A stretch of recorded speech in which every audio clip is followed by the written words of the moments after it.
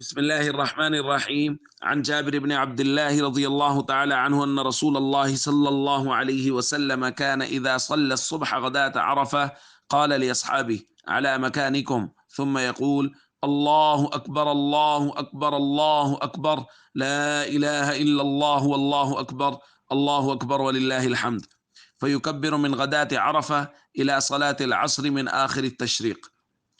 رواه البيهقي في الدعوات الكبير۔ حضرت جابر رضی اللہ تعالیٰ عنہ فرماتے ہیں نبی کریم صلی اللہ علیہ وسلم کا معمول یہ تھا کہ آپ جب عرفہ یعنی 9 ذی الحج کے دن فجر کی نماز پڑھاتے تو آپ صحابہ کرام سے مخاطب ہو کر ارشاد فرماتے اپنی جگہ پر بیٹھے رہو، پھر حضور علیہ الصلوۃ والسلام تکبیر کہتے۔ دوستو یہ تکبیر اس طرح بھی منقول ہے، اللہ اکبر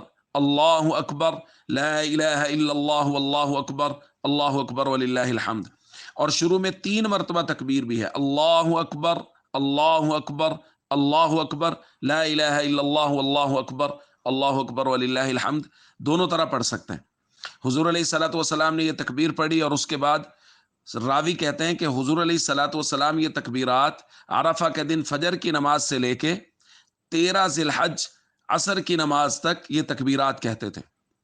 دوستو ان کو تکبیرات تشریق کہتے ہیں۔ ہر فرض نماز کے بعد